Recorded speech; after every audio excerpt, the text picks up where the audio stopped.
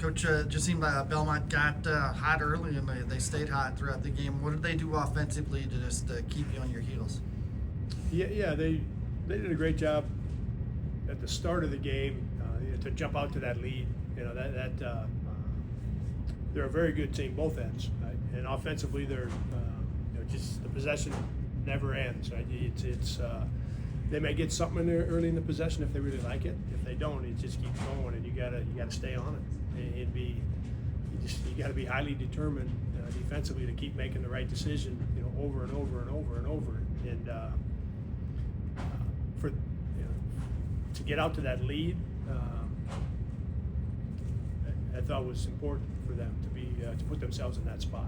Because we cut it to 4. I think we maybe cut it to 2. Like we found a couple stretches there, defended a little better, and got into the open floor and got it going enough, a couple different times. But we were fighting back from down 7, down 9, down 14 at one point, right? So I just thought early on offensively, things were. They did a good job of executing and making shots, but things were too easy for them from our standpoint defensively early in that basketball game. And it's one of those cases you probably feel you did an okay job on Tyler Lundblad, but then Smiley comes in and scores a season high and makes 5 or 6 3-pointers. That's just part of their offense, or? Yeah, he's a good player, and he played well tonight. And I think he made his first 3 threes. Those were the ones that got him ahead. I think 20-9, or I think he made 3 threes in that stretch. At the same time, there was a couple stretches where we were open. And we're getting kind of the same looks they are. They'd make it and we'd miss it. So you give them credit for that part of it. But I still feel like it comes back to the same thing we talk about in here, and the same thing I talk about with the players: transition defense, half-court defense, and defensive rebounding. And I'm certain as we go through the film, and we get through all of the possessions, right, that had we done a better job in transition defense and in our court-to-court defense, our rebounding was good tonight. But in the other 2 areas, I think we're going to see that we made enough mistakes that allowed them to play with the lead most of the night. I think, and our players won't do this, but I think we had enough open shots where it's, if you wanted to, you could say, well, yeah, we had plenty of open shots, and if we make a few of those, then we're, this and that. It's not the way this thing goes in conference play. Over the course of the 20 conference games, that's not the way this goes. And like I said, our players won't go there. Right? They've obviously been really good defensively, right? And their intentions were good tonight. We just didn't have the determination and make the decisions time after time after time like we've done a lot this year. Right? Their intentions were great. We just weren't determined enough with our decisions, and it got us.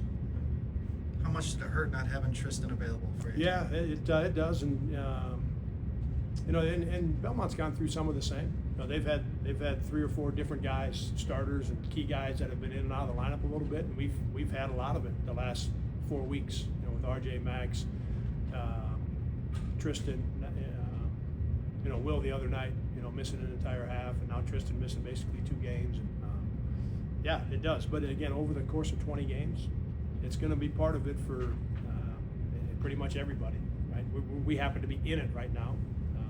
Belmont's kind of in it right now. And they came in here without their starting point guard, right? And they put on a heck of a game, right? It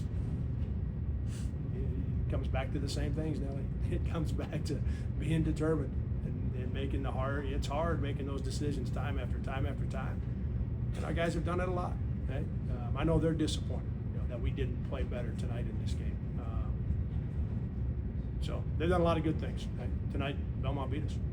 Tristan to be able to go this week, or is he just? I don't know. Day to day is what I would tell you.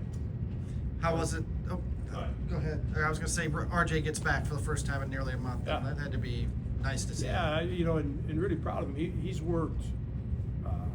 He's worked hard on his footwork and his conditioning and his cutting. The amount of time and effort he's put into that since he hurt his hand, right, with our strength coach, with Brandon, And with Bish, obviously he might be in better shape now than he was a month ago, when he got hurt, and that's a credit to RJ. So that was for sure one of the runs where we were able to get the game back to a 2 or 3 possession game. RJ was in and playing fast, and made things a little bit easier for us on offense. So it's good to have him back. It's good to have Max back. Hopefully Tristan's healthy soon. Yeah. Do you have something? Yeah, that 13-2 run at the end of the half, going into the break. Yeah. I mean, just what was the message to the team, and then Belmont just staying hot the entire time. So. Yeah, we talked about our defense a lot in the first half. That things were just coming a little bit too easy for Belmont, and we had a good stretch. Probably the last 8 minutes, things weren't quite as easy for them, and that allowed us to get into the open floor a little bit, and that puts RJ in a spot where he's really effective.